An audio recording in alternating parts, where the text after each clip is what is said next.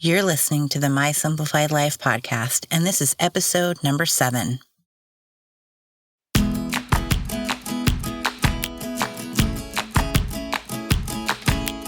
Welcome to the My Simplified Life podcast, a place where you will learn that your past and even your present don't define your future. Regardless of what stage of life you're in, I want you to feel inspired and encouraged to pursue your dreams, simplify your life, and start taking action today. I'm your host, Michelle Glogovac, and I'm excited to share my stories and life lessons with you while taking you on my own journey. This is My Simplified Life.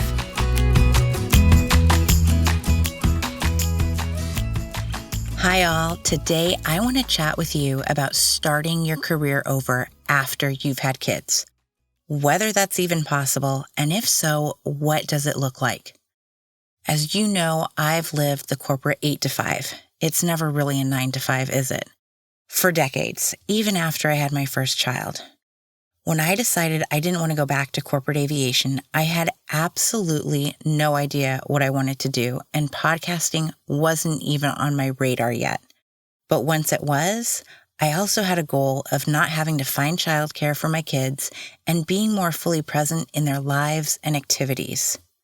I have this feeling in my gut that there are many women out there who, after becoming moms, and especially stay-at-home moms, they feel like they can't launch a business or start a new career. How and why do I have this feeling? Well, it's because I've been there. And if I'm honest with you all, I still have feelings of guilt, whether I've done the right thing in launching a business while my kids aren't of school age yet, and whether I take time from them that I shouldn't be. Whether I should have been more patient with where I am at this stage in my life and should focus on being solely a mom. The truth, though, I needed something more. I needed to be creating, to use my brain, expand my knowledge, and to feel proud of the money that I bring in for our family versus feeling guilty for grabbing extra things at Target, even though I shouldn't feel guilty at all. These are my mom thoughts and the guilt that I put on myself. I've mentioned before that I'm in a mom's club, and I truly love it. This past year, because this is just who I am, I took on more responsibility within that club, and I'm creating their monthly newsletter. I enjoy connecting with every mom because of this responsibility, and I have free reign to implement whatever I want on the newsletter. So I made 2 changes when I took it over. One was that I added a section for my favorite recipes, because after all, I've got a big Pinterest board filled with recipes, most of which I've tried, and I have a blog full of recipes, so it's easy for me to pull ones that I love and that my kids love and to share them. Menu planning is a freaking struggle, so if I can help out a fellow mom in any way by giving them a couple dinner ideas every month, then I'm definitely jumping on that train. The other change I made was adding a section for a spotlight mom. Every month, I ask one mom to complete a Google form that asks questions about her.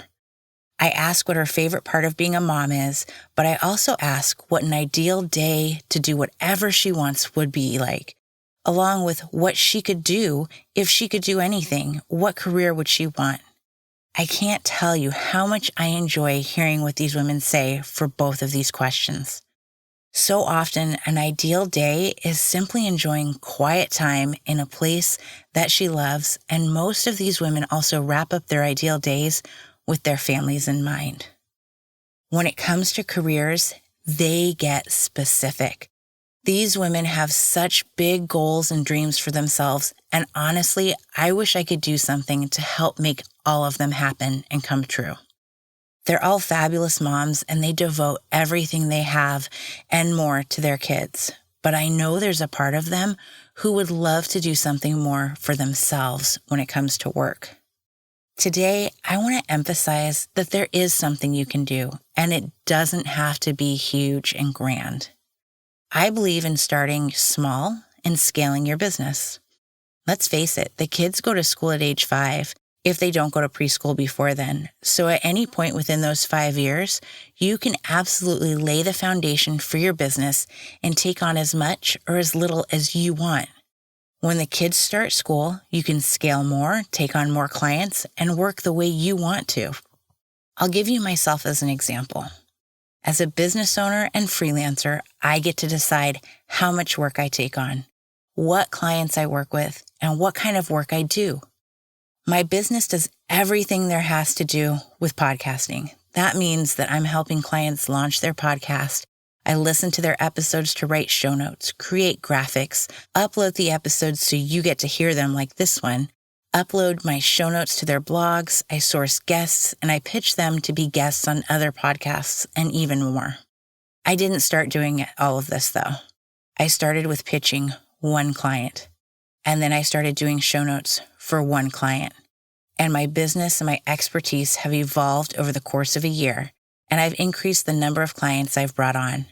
I've made the decision when I want to bring on more work and more clients, and I firmly believe this is something every single one of you can do too.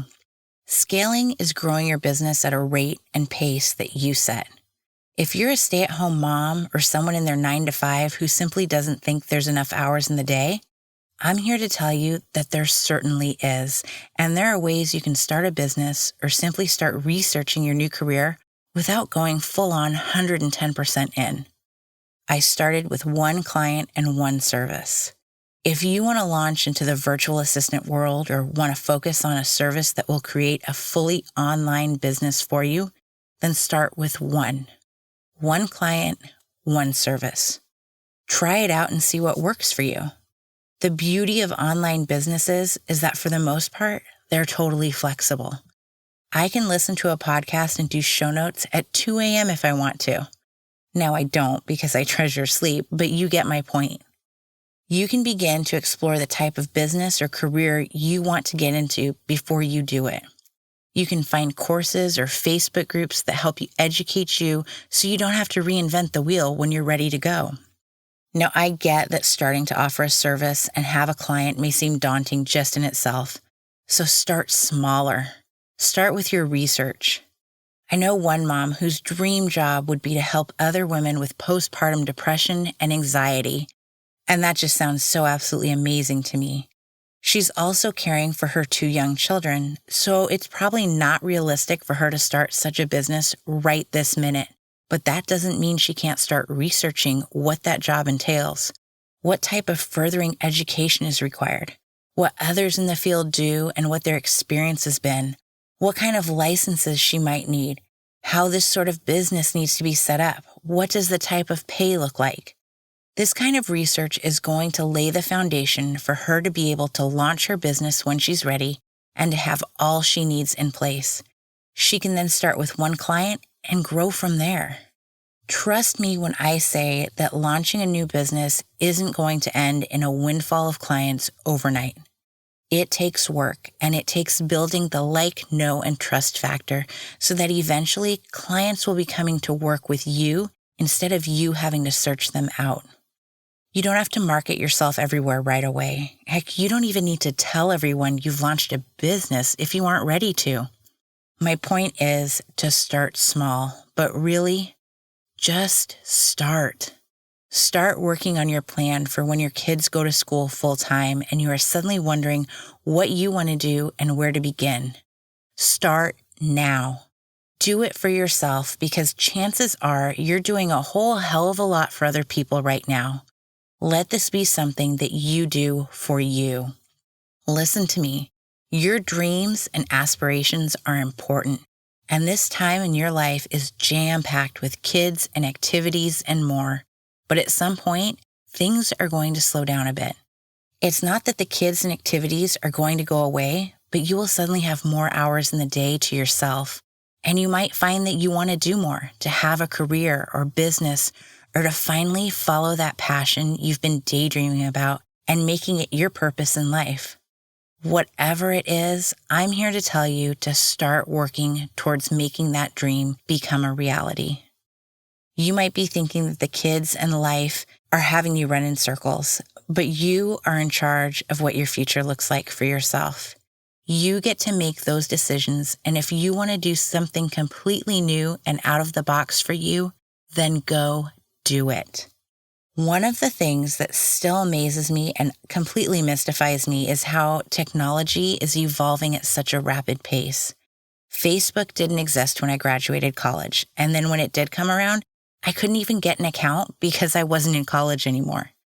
Instagram and Pinterest wasn't around until 2010, and podcasts didn't start until 2004. All of these things did not exist when I went to school and was trying to figure out what my career was going to be for the rest of my life. Here I am almost 20 years later and have since educated myself on every single one of these platforms and more, and I've made a total career switch. So trust me when I say it's absolutely possible for you to do the same thing. The opportunities in the world are truly endless, and with the technology that we have today, you should be using it to your advantage and exploring the paths you want to go down. It truly is my want for everyone in the world, not only moms, to find businesses and careers that fill you up, make you happy, and most importantly, leave you feeling that you have a purpose and something to call your own. If you've been considering a new career path, I want you to take one small step towards it this week. Whether it's looking up what kind of education or training it takes, or what kind of salary you can expect, or what you need to do to create your own business in your state or city, I want you to do it, and I want you to share with me what step you took towards creating your future. Send me a DM or an email and tell me how you are taking every opportunity given to you to make the most out of your future and to pursue your dreams. Because after all, your past and your present don't define your future. You do.